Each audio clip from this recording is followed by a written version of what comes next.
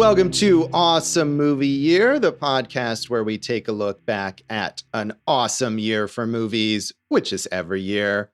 My name is Josh Bell, film critic and writer, and I am joined by my co-host. I'm Jason Harris, comedian, filmmaker, inventor of the bathroom buddy knockoff, the Pooper Pal. Oh, man, did you workshop that joke? Because that well, it's like, you got toilet, but is there an alliterative synonym that starts with T for friend? There's a lot that goes into it, Josh. I don't want to, give everyone all the nuts and bolts, go inside baseball, show them the sausage before it's all made. But it was a lot. It was a lot. Yeah. Well, that's why, that's why you're on stage at local bars and grills. So I am neither on stage at local bars nor local grills at the moment. Not at the moment, but in the past. So it is the holidays, I think, and who knows in this strange year. But we have been in this season of Awesome Movie Year talking about the films of 1984. And because it is the holiday season, we are pausing in our sort of regular lineup to bring a bonus episode in celebrating Christmas to talk about Joe Dante's Christmas-themed film, Gremlins, featuring the bathroom buddy, as well as some other stuff. Josh, we're creating chaos in our own small town as if this was Kingston Falls and we're the Gremlins. We are just as cute and lovable as the Gremlins, I think.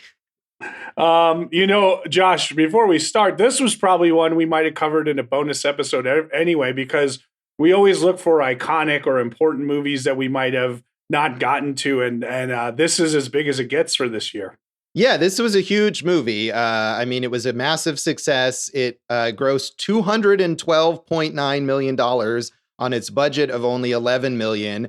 And it was the fourth highest grossing film of 1984. It was a huge pop culture phenomenon beyond just its box office, merchandising and licensing and all that stuff.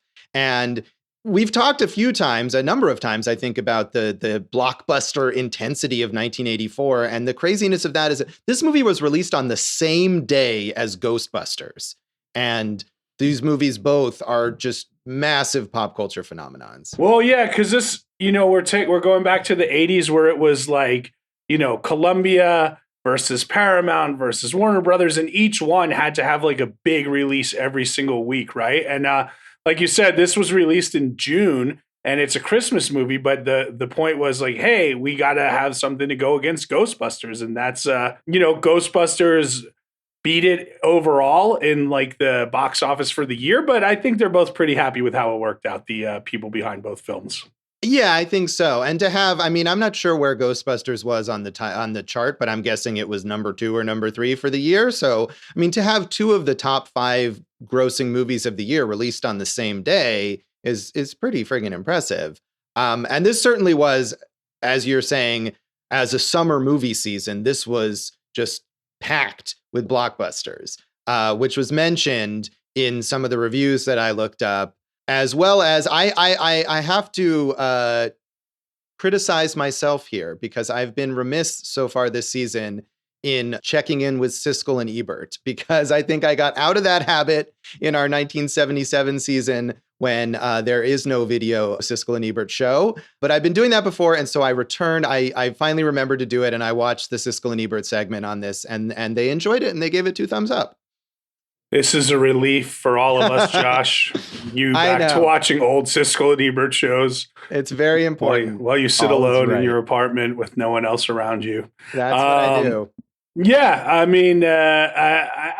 think what to me is impressive before we get into it is like it's a total Christmas movie, hence why we're covering it right now.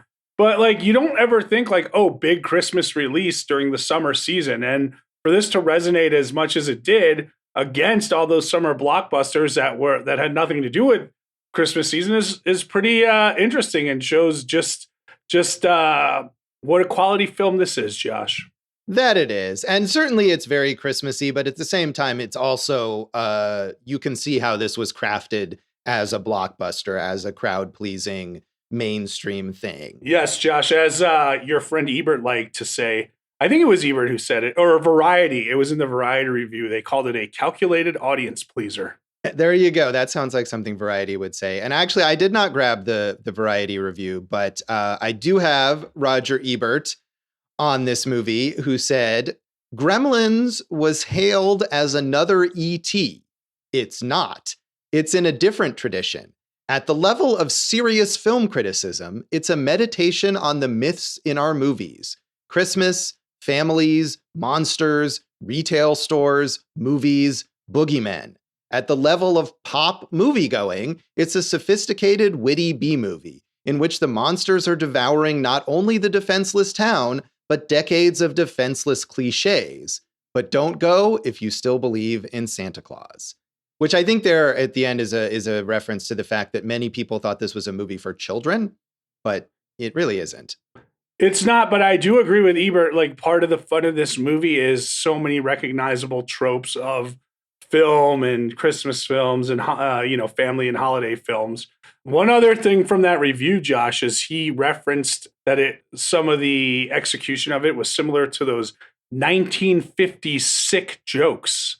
Do you know of any sick jokes from the 1950s you'd like to share with us, Josh? I do not. I believe he's referring there to possibly my favorite scene in the whole film when Phoebe Cates' character tells the story of her father's demise, which I think was a repurposing of an old urban legend that may be something that people made jokes about in the 1950s that Ebert remembers.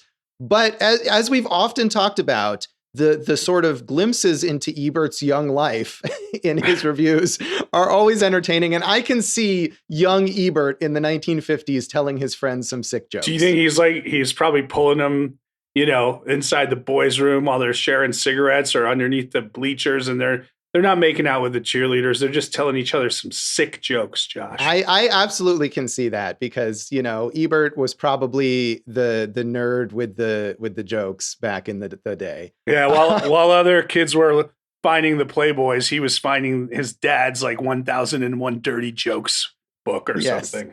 We've really painted a vivid and possibly wildly inaccurate picture of Roger Ebert's childhood.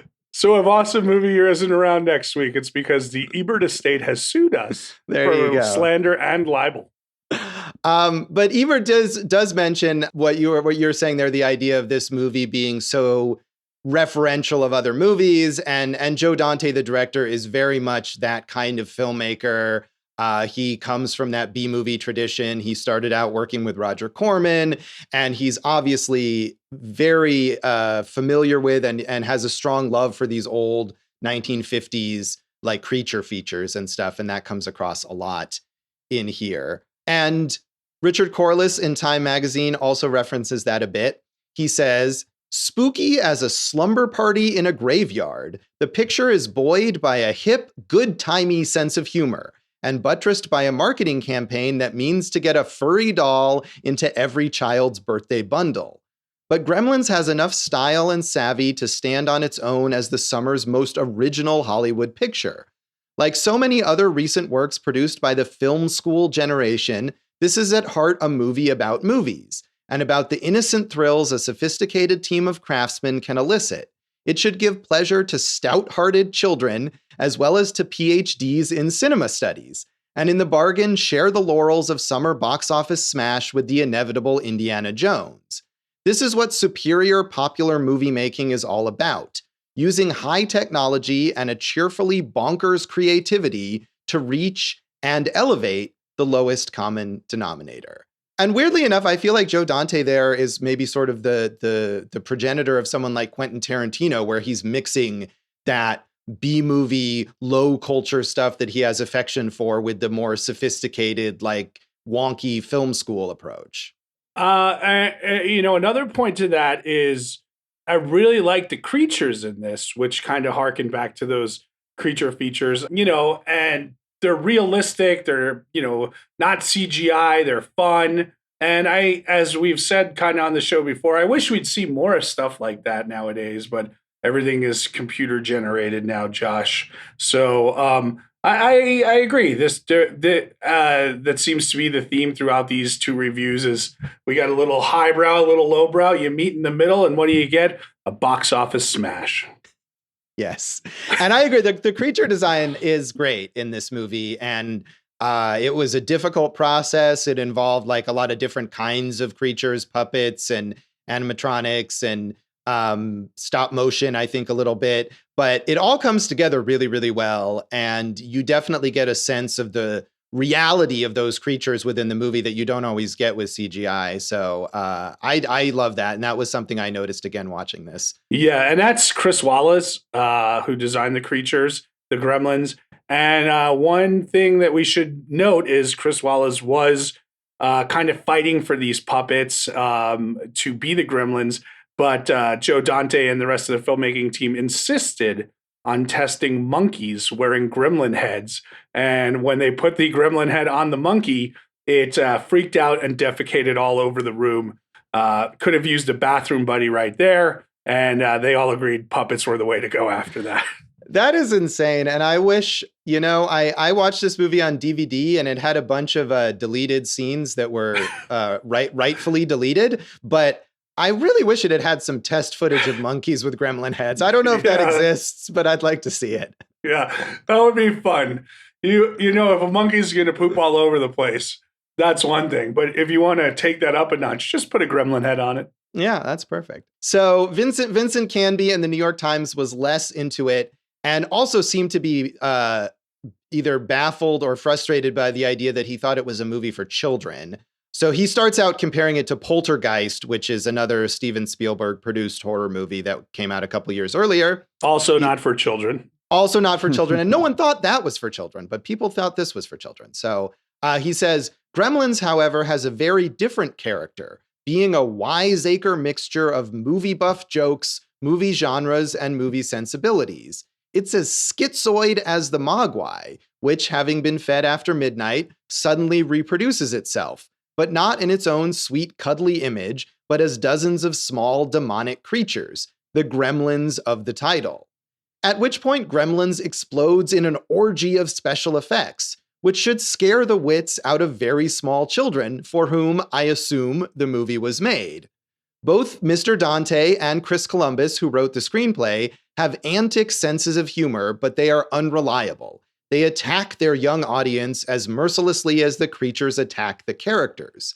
Gremlins is far more interested in showing off its knowledge of movie lore and making random jokes than in providing consistent entertainment. And I think he's very wrong about all of that. I mean, one of the great things about this movie is the way that it mixes the genres together, but he obviously was not on board with that. If I'm not mistaken, he's also factually incorrect there. The Gremlins the Mogwai reproduced from the water, but they transformed into gremlins because of eating after midnight. So he's got that kind of mixed up where he says that they just kind of reproduced by eating or whatnot. Right. So, yes, yeah. That is true. He's kind of conflating those two steps, but he's got a word count. There's only 3 rules.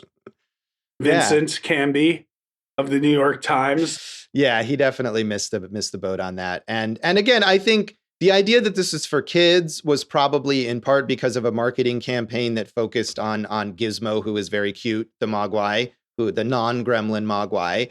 And also something that maybe we'll talk about with The Legacy, which is that this is a PG-rated movie that was really pushing the limits of that and ultimately is one of the main inspirations for the creation of the PG-13 rating. Yeah, we can just ruin that right now, Josh. It was this and Temple of Doom where they thought like this is too much for PG, and then they both kind of pushed to PG-13, and then Red Dawn was actually the first movie to come out as a PG-13. But I think it's also like, again, I hate the MPAA and their rating systems anyway. Screw you guys. But I mean, when you say it's a kid's movie, what does that mean? You know what I mean? Like, sure, like there are the people like that you read about, oh, I took my 4-year-old, but there's no reason an 8 or a 9-year-old can't see Gremlins, Josh. Right. I mean, unlike you, obviously, I'm not a parent. And so I don't really care what's appropriate or not for children. And I think furthermore, as a critic, like it's one thing to come into a movie and say, oh, you know what? I expected something and I got something else. And like, I have to kind of adjust my perspective here. But to criticize the movie in the idea that like, oh, people think this for children, but it's not. It's like, okay, but is it a good movie as what it is? Yeah, I agree. And I think Canby at least seems a little too focused on the idea that it's for children. But also it doesn't seem like he was really a fan overall. And I think we've seen this too with sometimes with movies when we talked about Beverly Hills Cop with like the action and comedy, and here we have horror and comedy, that critics at the time were maybe a little put off by these mixings of genres that hadn't been done as much before. I mean, now horror comedies, I feel like putting comedy in horror is as common as putting horror in horror at this point in horror movies, but perhaps less so back then. I think you're right. This is one of the forerunners of that genre.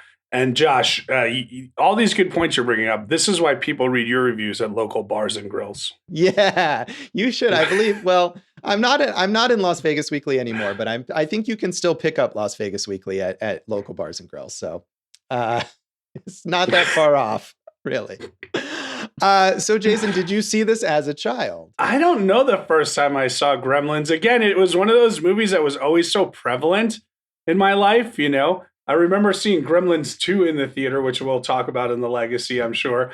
But I don't remember when I saw Gremlins for the first time, but I've seen it multiple times. How about you? Yeah, I feel similarly. Like I definitely did see it as a kid, and I'm sure I wasn't 4 years old, but I maybe was 8 or 9, as you're saying might be the appropriate age. But this was certainly one of those movies that I saw as a kid that was kind of an introduction to horror. And I loved this. I'm sure I saw it multiple times as a kid, and I've seen bits and pieces of it over the years on TV and stuff. And it's become this holiday season favorite. Certainly it'll be on TV a lot around Christmas time. And I think it's probably been a number of years since the last time I saw it, but I did remember most of it. Although I don't think I remembered that Phoebe Cates speech about her father's death, which, like I said, I think was my favorite part of the movie this time. Yeah, I watched it for Christmas last year. Around this time, I like to, revisit the holiday films, Josh.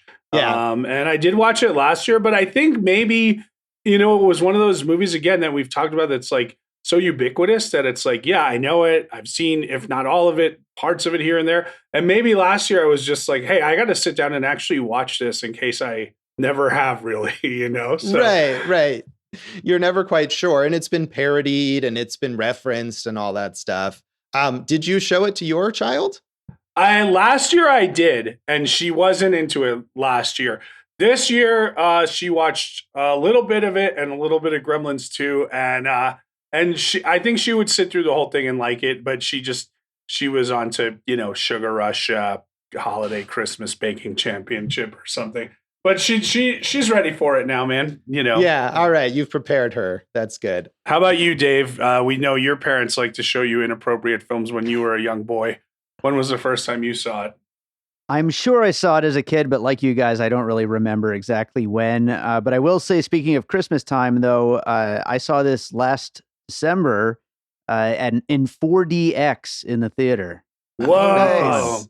Yeah, I think I remember that, and I was considering going to see it, and I never made it. Did that enhance your experience?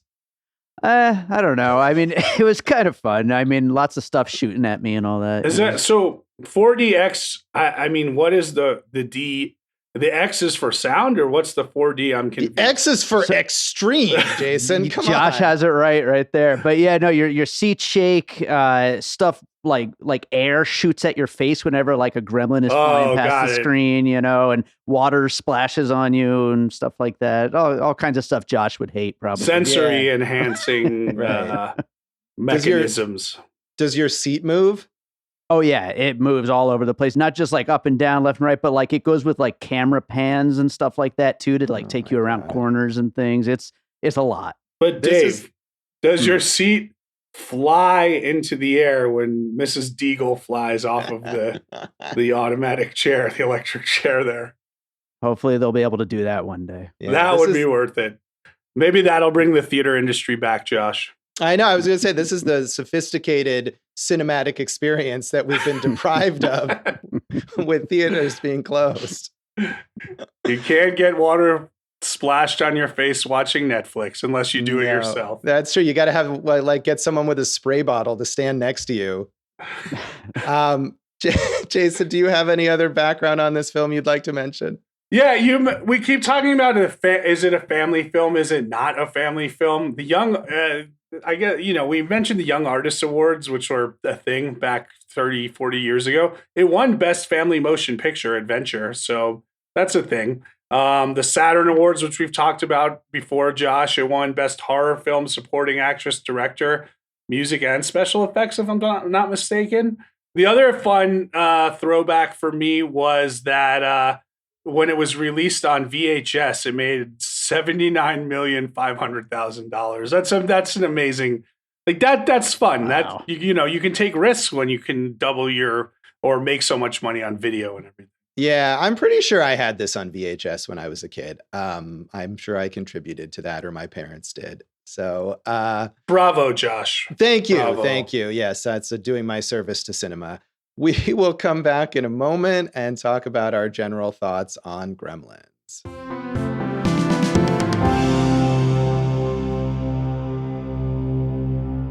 Welcome back to Awesome Movie Year in this special Christmas episode of our season on the films of 1984. We've been talking about Joe Dante's Gremlins and wishing you all a very happy holiday season from us here at Awesome Movie Year. That's nice. That's nice, Josh. Yeah. You can tell I'm sincere, right?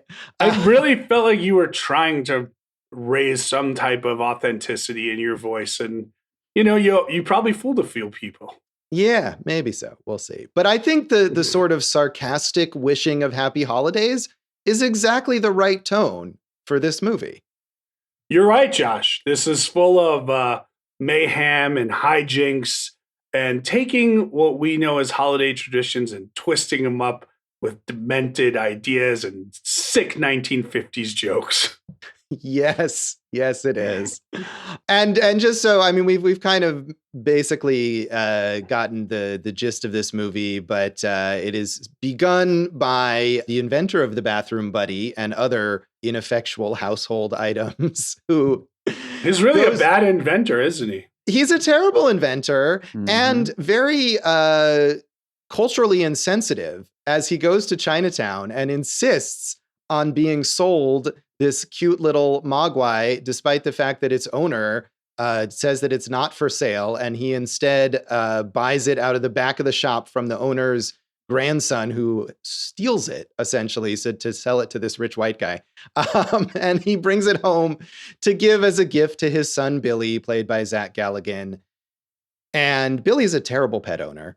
Billy is given these 3 rules, as we mentioned, for the mogwai: don't get it wet, don't expose it to bright light, and don't feed it after midnight. And he does all those things.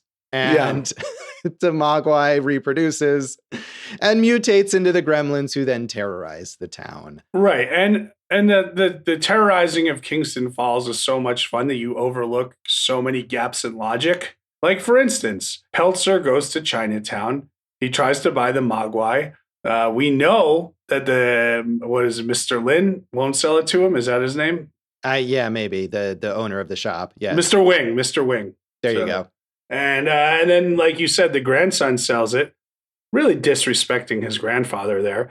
Really? And yeah, Mr. Wing doesn't show up until the end, as if he's like, "Oh, I finally found you." We knew. I mean, it was very clear who got the mogwai. You could have gone very quickly and got it back, I think, Well, true. But I think Mr. Wing is interested in teaching these foolish white people a lesson, and he's going to let them endure the chaos before he comes to save them.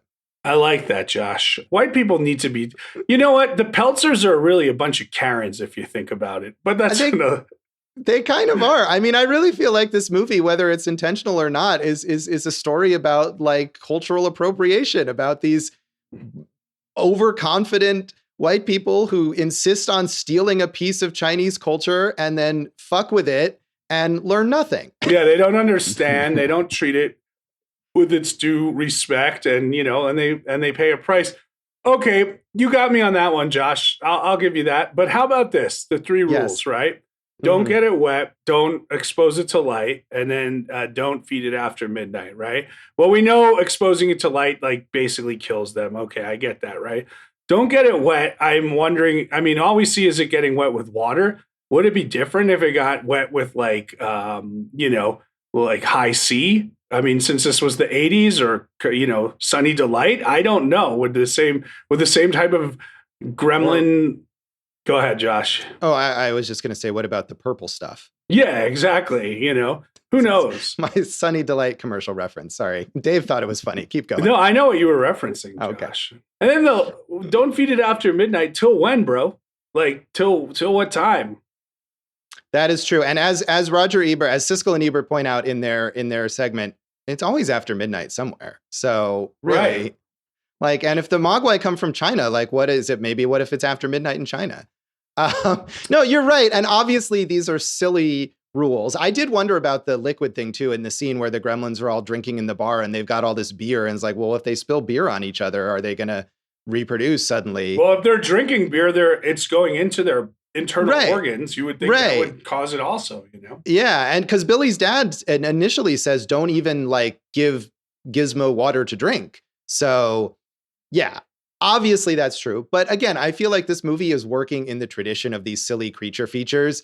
And in a way, the fact that the rules are somewhat nonsensical is part of the point. Like, they are ridiculous and arbitrary, and yet you have to follow them. And of course, you have to break them because that's why the movie happens. So, yeah. I mean, I think if you're not on board with the tone of the movie or you don't find it entertaining, then it's a lot easier to stop and think about like, well, what if this happens or what if that happens? But I didn't mind any of that. Or even if it came to mind, it was just like, oh, I'm amused by how ridiculous it is. And now I'm enjoying the movie. I mean, that's the thing. I liked it. It is so enjoyable that you can ignore that. But if you're not into it, you're going to be like, what? Why is this a thing? And actually in Gremlins 2, they do make that reference. Like, well, it is always midnight, it's, in somewhere. So they poke fun at their own rules there. Yeah. I mean, I'm sure Joe Dante is well aware of that kind of stuff because he's well versed in these kinds of movies. And I think this, obviously not nearly to the degree of Gremlins 2, but I think there's some self-awareness and kind of tongue-in-cheek nature to the whole mythology here in this movie as well. And Josh, what do you think? I mean, what a year for teen actors, huh? We're going to get to more of them, later in the season. But here we have Phoebe Cates, 2 years out of Fast Times, and Zach Galligan, 2 years out of nothing. And they're basically 2 years ahead of nothing, really, as well. Yeah, they're basically the leads again. Do you think they carry the movie well, Josh? I mean, I do. I think they're likable. Again, they're dumb as hell, all of the characters, really. And Billy is quite irresponsible with his handling of Gizmo. But I think whereas it could be like really frustrating, like, oh my God, these characters are such idiots. Like, I can't watch the movie. I can't enjoy it because I just want to yell at them. But I think they're likable enough that I didn't mind that.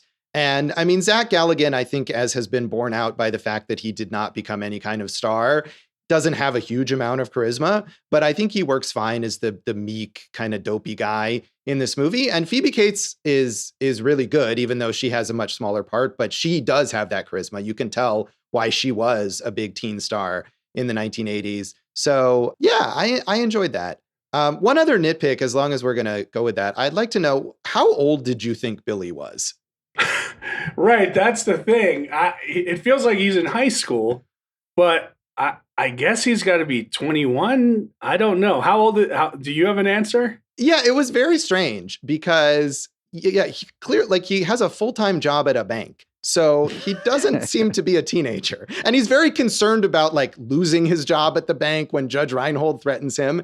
And you're right, he's got to be 21. He hangs out at the bar with Phoebe Cates, who works at the bar, and she appears to be the same age as him, and she also works at the bank. But he lives at home. There's no discussion about him like going to college.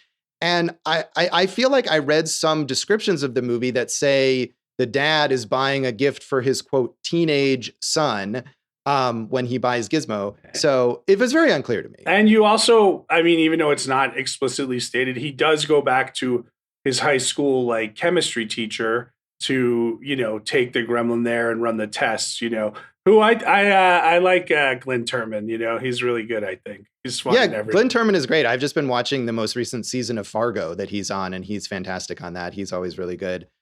He plays another very dumb character, though. I mean, the guy he's a science teacher. First of all, Billy irresponsibly does not tell the science teacher about the rules. Yeah, he doesn't tell him the rules at all. So. And then, of course, the science teacher just fucks with the gremlin, and he gets what's coming to him. Josh, I also thought, like, because they do seem young. They seem like they're in high school. It was a little weird because Phoebe Cates, in Fast Times has like one of cinema's iconic, like sexy, topless scenes, right? Like, life's the same when you're moving in stereo. Life's the same except for the shoes, And now it's like she's playing an older person who seems younger than that. It really messes with your head, I mean, actors can play different kinds of characters, Jason. No, Josh, they cannot. Yeah. That's a ridiculous thing that you've said. Do you think Zach Galligan can play a different type of character? No, probably not. Probably not. But, I think I saw somewhere, it might have been on Wikipedia, so again, you never know. But I think actually some people shared your concern that there were maybe some studio executives who thought that having done what she did in Fast Times at Ridgemont High, that Phoebe Cates was not the right casting for this wholesome character. But I mean, she pulls it off, and she's still, of course, beautiful, and you can tell why Billy is attracted to her. And again, she's a good actor. I don't mean to harp on this one random scene, but the scene where she tells the tragic story of her father's death as he got stuck in the chimney trying to play Santa Claus is hilarious. And in part because she delivers it so seriously, and she just sells the hell out of that moment. And I just got the biggest laughs of the whole movie out of it. I agree with you that she is, of the lead, she's the one you want to keep following. One thing I wanted to talk about was like, I love, like, when we were talking about like this as like a Christmas movie in a small town. I think they did such a great job of designing Kingston Falls, and it's all like Hollywood backlots. Like they didn't shoot on location or anything. It looks like such a traditional small town. They have a clip, I think, of It's a Wonderful Life in there, and it looks so perfect, like as like this small town that you would want to spend Christmas in. Yeah, I mean, and I think what it looks like is less even like a real small town, and it looks like a movie small town. Yes. And that's really the important thing, There's a great, like, at the very end, I think it might even be the final shot when Billy and Phoebe Cates' character, whose name I've forgotten now, are sort of walking down the street, and the camera pulls back to show you the whole town. And there's this very obvious matte painting of the background. And like the fact that it's an obvious matte painting is what makes it great, because it's like telling you, hey, this is a movie town. This isn't a real town. But it is a really convincing movie town. And I mean, those references to It's a Wonderful Life too, are not just they have it on TV at one point, and Gizmo loves watching old movies. He watches other old movies as well. But of course, like George Bailey in It's a Wonderful Life, Billy works at a bank, and he's got a heartless boss, and it's Christmas time, and he feels down. I mean, there's a lot of very specific It's a Wonderful Life stuff going on here. Right. It does reference a lot of holiday tropes and Christmas films of the past, as we've mentioned. So I agree with you there, Josh. Did you have, and Dave, you could chime in there too, did you have any favorite sequences of any of this? Like for me, I love the sequence with the mom fighting off the gremlins, and she puts one in the blender and one in the microwave. I thought those were some great kills and really, really fun.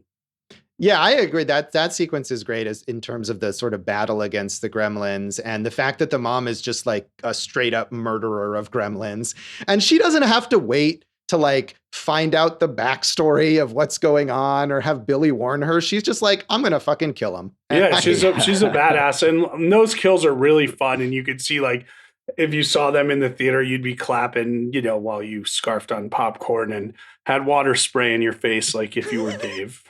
That's right. Yeah, no, I was going to say that's the exact same scene I would have said too if you guys hadn't said it. But, so I'll also go with the bar is great. And I mean, there's a lot of fun scenes like that, but that is the best one, I think.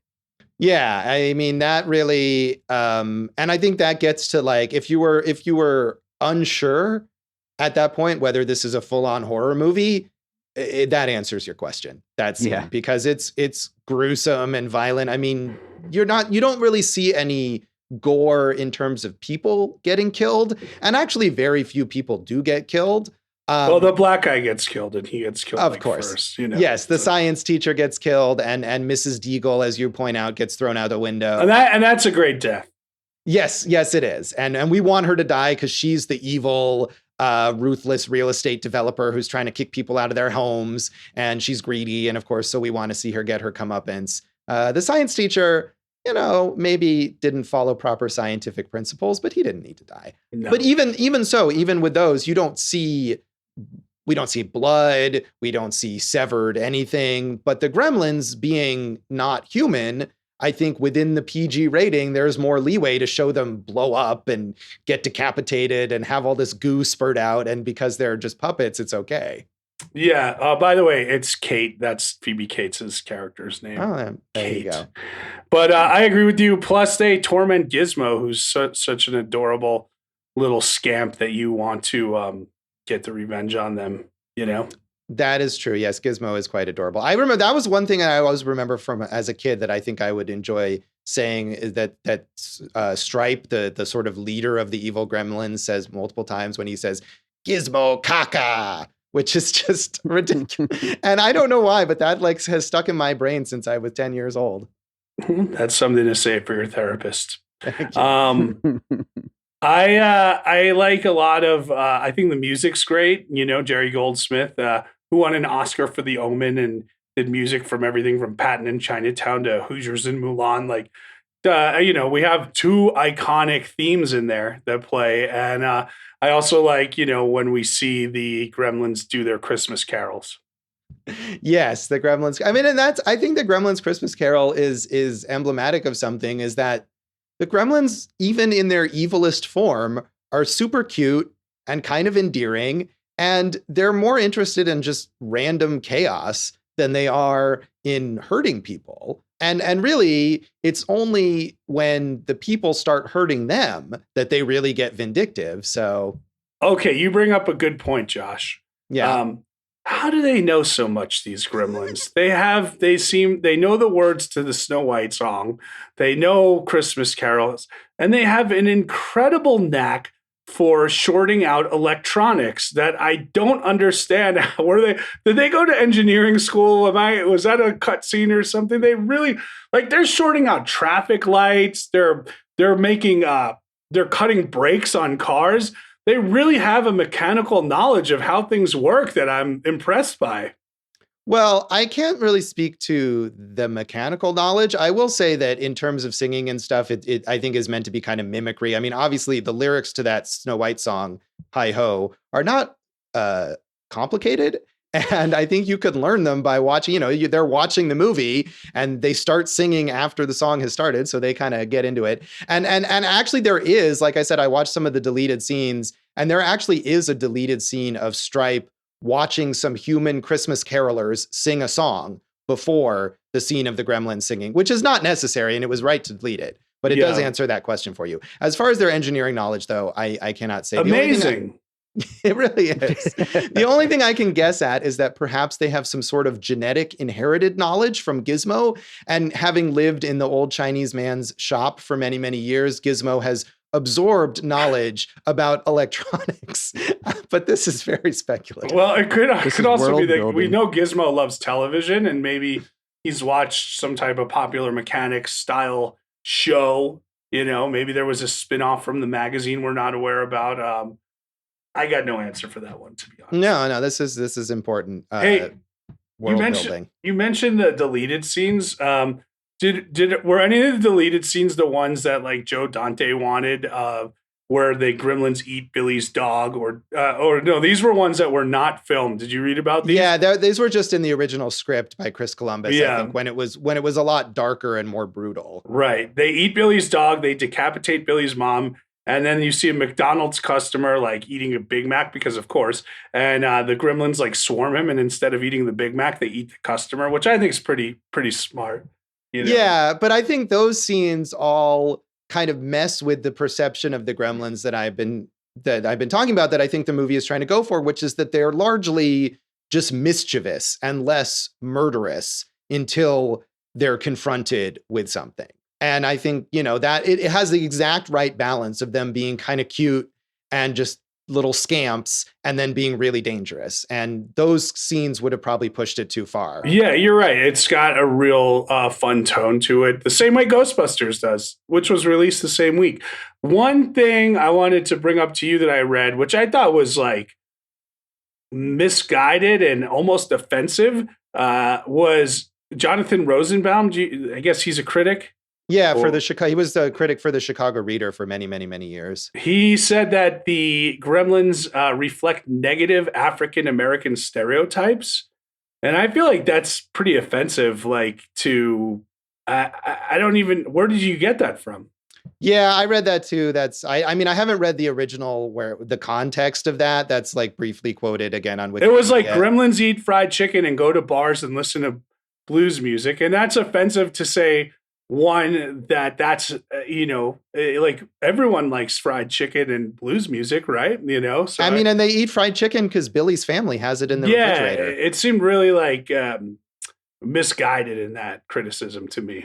Yeah, I agree. And the Gremlins do tons of other stuff that is not based on stereo, or is based on sort of like different shorthand references to things, where there's the one gremlin who wears the like aerobicize outfit like it's doing a Jane Fonda routine or something, and the gremlin flasher, which is quite risque for a movie that might be aimed at children, although gremlins do appear to have no genitalia and they do reproduce asexually, so I suppose it's not as offensive. But yeah, well, that we've talked about Flashdance a lot this season. Weirdly, I'm pretty sure that was a Flashdance homage with the way that it was shot, kind of right. the dancing there.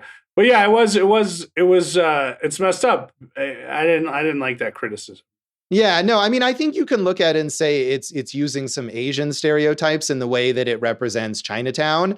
And I mean, and again, obviously, as I was saying, I feel like it kind of plays with that and the idea of the clueless white people, but I could see how you might criticize it for using those stereotypes about Asian people. But that I think is a real stretch from Jonathan Rosenbaum. So, and I haven't seen that come up anywhere else. That's not like a common criticism that's been repeated. It's not something that people now say looking back at it from all these years later. So I don't really see that as something relevant. So he's wrong. He's wrong. I won't read any of his stuff at any local bars or grills. No. I mean, he's generally a very well-respected critic, and again was for years the main critic, one of the major critics in Chicago. As you know, we always talk about Roger Ebert and Gene Siskel, but I think he's off the mark there. Two quick notes, Josh, and then I think let's rate this thing. Did you know that before Joe Dante, Spielberg had watched a lot of Tim Burton short films and was considering him, to direct the movie, which would have been great, but Tim Burton hadn't made a feature at this point, so that he kind of held off on that. I didn't know that, but I could absolutely see this as something Tim Burton would have done a great job with. And I think Burton and Dante have some similar sensibilities. I mean, Burton has gone on to create this very particular personal style, I think, to his detriment in a lot of ways in his later films. Right. But at this point, they're both these guys who grew up on these kind of B movies and monster movies and stuff like that and incorporated it into their style. So I could definitely see that. Yeah, and that's not a knock on Joe Dante, because I think we both probably think this is his best work, as a director. Maybe. I mean, this is a great movie. I do think there's some other, we'll talk about more about Joe Dante, but some other stuff that he's done that's really good. Okay, the last thing I wanted to mention was, did you see what was on the marquee at the beginning of the movie at the movie theater? What was playing? Oh, I think I made a note of that in my mind and then I forgot it. A Boy's Life and Watch the Skies. And Watch the Skies relates to Awesome Movie Year because it was the original title for Close Encounters of the Third Kind. That's right. And A Boy's Life was another Spielberg early, kind of movie idea. So that was pretty cool. A lot of references to King Spielberg in this one. Well, he's the producer. There's a little ET toy that one of the Gremlins kind of pushes aside in the big climax, the climactic battle. So certainly, there's some references there. I did want to mention the voice actors because it's like quite an impressive lineup of people who do the voices for the Gremlins and the Mogwai, including Howie Mandel, Michael Winslow, the future sound effects star of the Police Academy movies, as well as Spaceballs. And then Peter Cullen and Frank Welker, who are like iconic animated voice actors. Peter Cullen is the voice of Optimus Prime, among other things. So, I mean, even in those details, Joe Dante is getting these guys with like really top-notch skills to do these voices. That is true. Yeah. And since we were remiss in mentioning this in our Beverly Hills Cop episode, and one of our listeners, Ken Miller, called us out for not giving props to Jonathan Banks, future co-star of Breaking Bad and Better Call Saul. He also appears here as the sheriff's deputy, and he was in Beverly Hills Cop as one of the henchmen, looking much younger than people remember him from those other things. So he doesn't really do much in this movie, but I just wanted to mention him because we didn't before. Well, hopefully Ken Miller won't call you out for leaving Dick Miller, who played Murray Futterman, out of this podcast. And had a much bigger role in Gremlins 2 for some reason. Yeah, well, Dick Miller is a favorite. He's worked with Joe Dante a bunch of times, and he was in a million Roger Corman movies. Sure, and super fun character actor. Yes, he is. I just watched the original Little Shop of Horrors not that long ago, where Dick Miller plays the guy who enjoys eating flowers, and was very entertaining in that. So, well, that's exciting. Yeah, it's a random tidbit. So, shall we rate this out of 5 exploded gremlins in the microwave? Sure. It's a 3 for me, and a very enjoyable 3. I could watch this every Christmas season. I'm surprised you're not rating it higher. I'm going to give it a 3.5. I enjoy it thoroughly, and I too could watch it every Christmas. Dave, how do you want to rate this? I'm going with a 3. All right. So yeah, it's a fun movie. How do you rate the experience of being shot in the face with things during this movie? Also a 3? Okay. I don't know. Fair enough. Right. We'll come back then in a moment and talk about the legacy of Gremlins.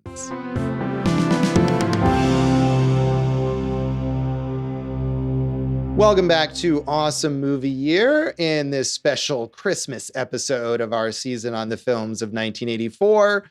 We've been talking about Joe Dante's Gremlins.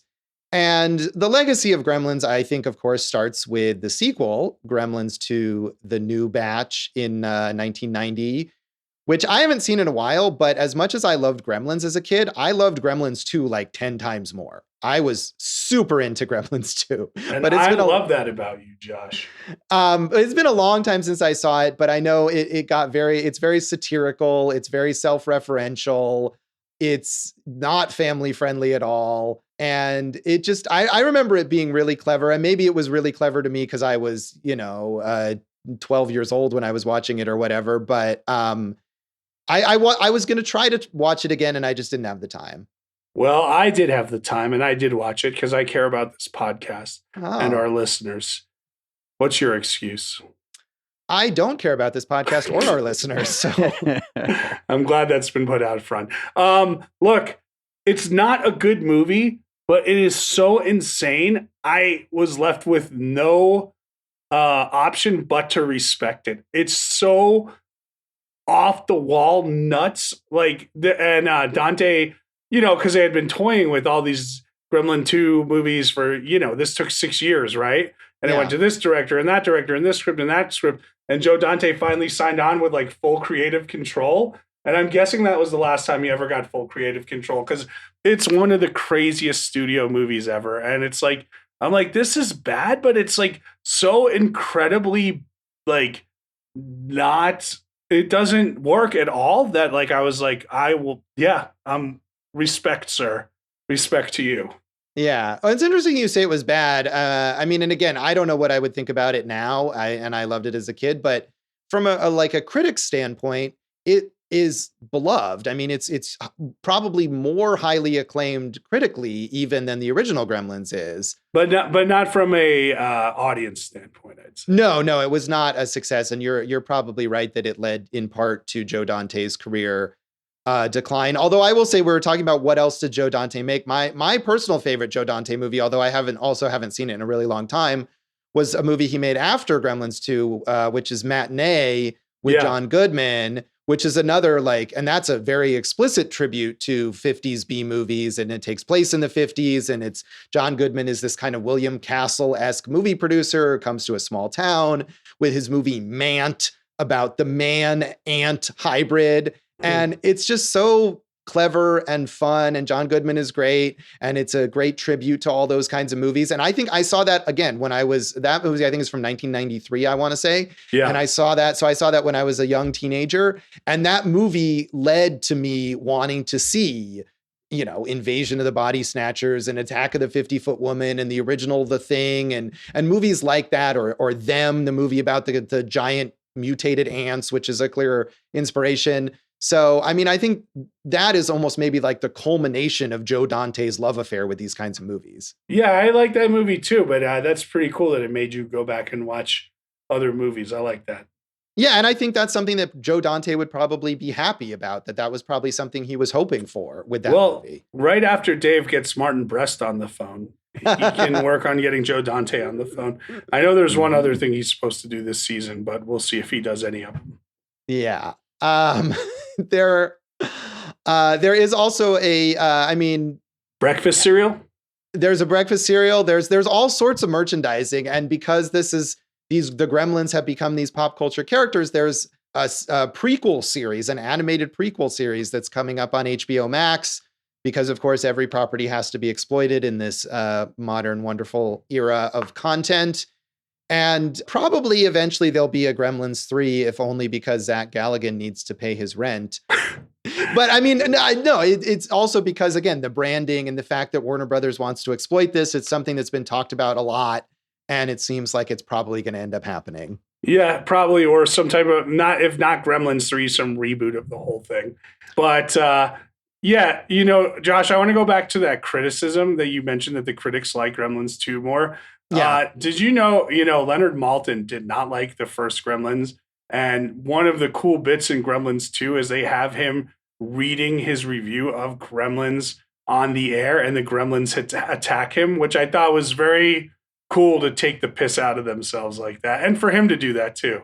Yeah, there's a lot of fun stuff. And I don't know how you watched Gremlins 2 now, or the way it is, but I remember there's a scene in it when it came out in theaters where the Gremlins like mess with the movie. Yeah. And in theaters, it's like the movie has been like the celluloid has been burned through. And then when the movie came out on VHS, they changed that scene so that it was them messing with like the VHS tracking or something like that, which I thought was really clever. And I don't know what it's like now if you watch it on streaming. Buffering, maybe. Yeah. But if you saw it in the movies, it was Hulk Hogan who intimidated the Gremlins into putting the movie back on, brother. There you go. But just the way that it plays with stuff. And again, it's been so long. I still remember that being one of the things in the details in there. Let's talk about Chris Columbus, man. Yeah. Chris Columbus has had quite a disappointing career. What? He's a legend. No, I mean, he's had a very successful career, but I had forgotten that he was the writer of this. And this movie is so, I mean, and I think, in a large part, thanks to Joe Dante, but still, like, it came from him initially. This movie is so clever and dark and, self-aware. And I feel like Chris Columbus went on to make a lot of very successful and sometimes enjoyable, but not particularly sophisticated, family-friendly movies. Well, I mean, he wrote Goonies, which I love. Dave, yeah. You with me on Goonies? Sure. He directed Home Alone, which was written by Awesome Movie Year's favorite writer of the 80s, John Hughes. Yes, and I like Home Alone, and I know you like John Hughes a lot more than I do, but I think Home Alone is fun. But what I'm saying is that Home Alone, I don't know, it just doesn't feel like, it doesn't have the same edge as something like Gremlins, and nor does basically anything that Chris Columbus has done. And he's fallen a bit. The last movie he did is out now, is The Christmas Chronicles 2 on Netflix. Oh, did he do that one? Yeah, he directed that. Did you watch it?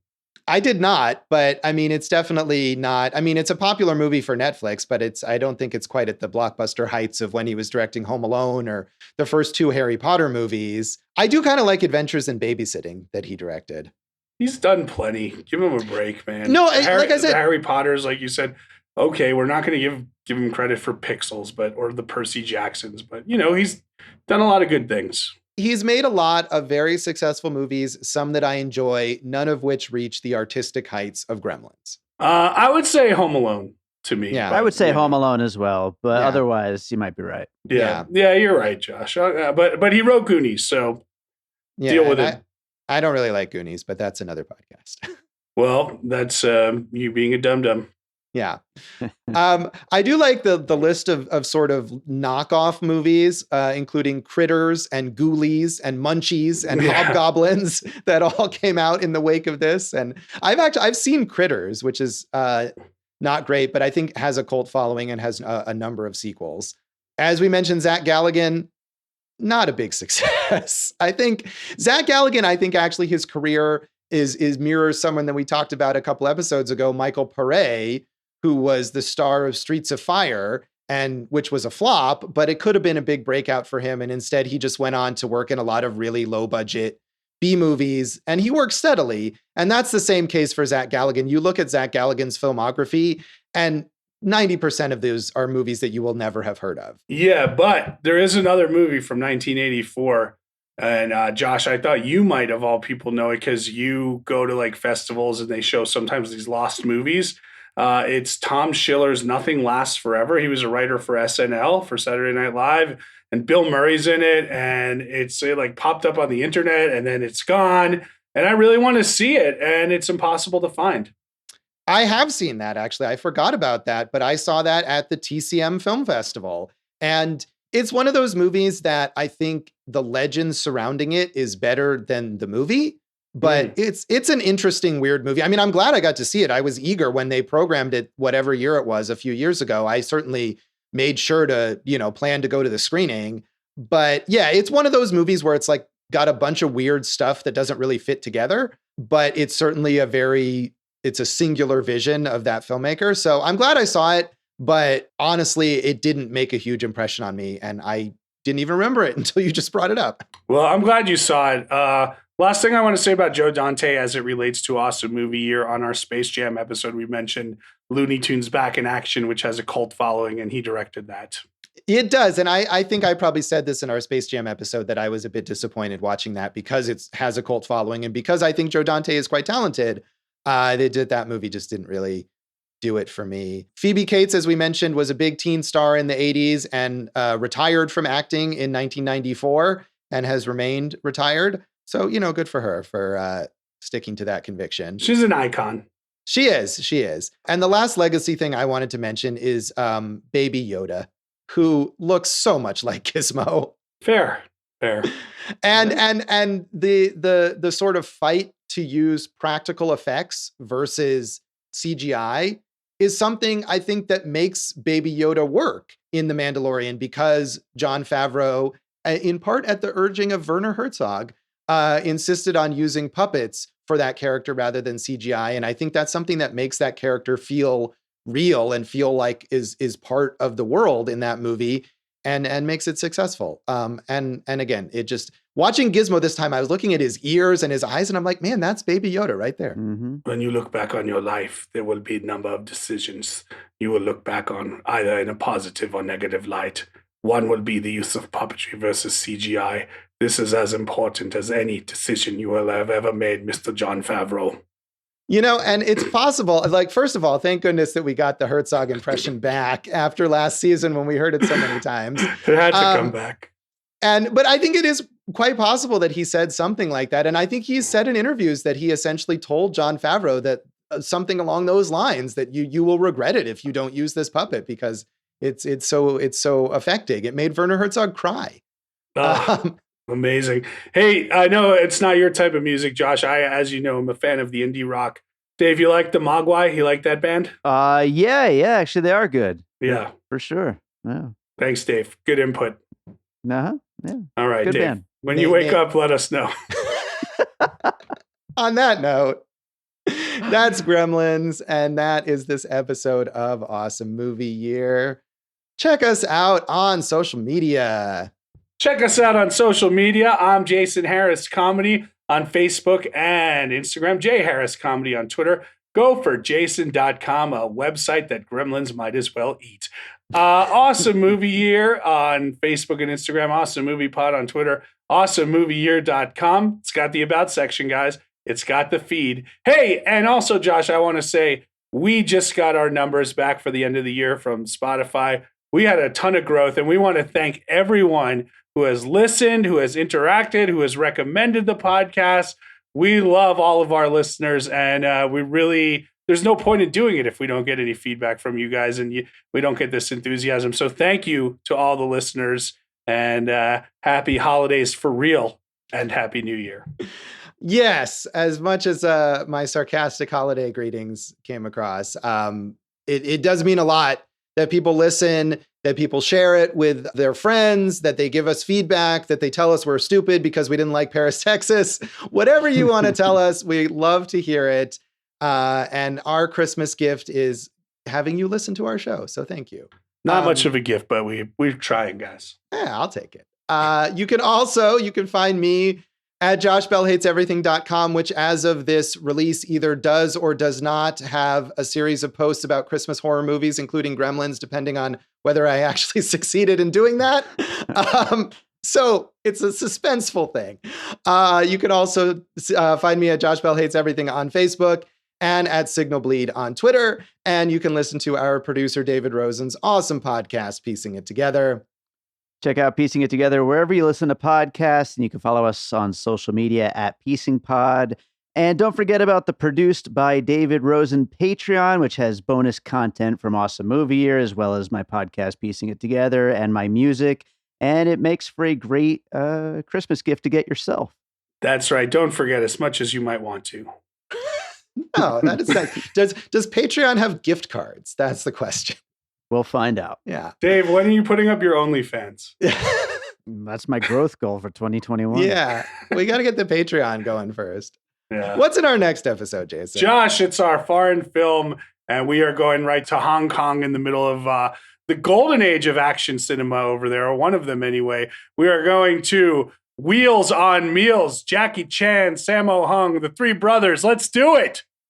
So tune in next time for Wheels on Meals, and thanks for listening to Awesome Movie Year. Thank you for listening to Awesome Movie Year. Make sure to follow Awesome Movie Year on Facebook, at Awesome Movie Pod on Twitter, and at Awesome Movie Year on Instagram. And if you like the show, review us and rate us with 5 stars on Apple Podcasts.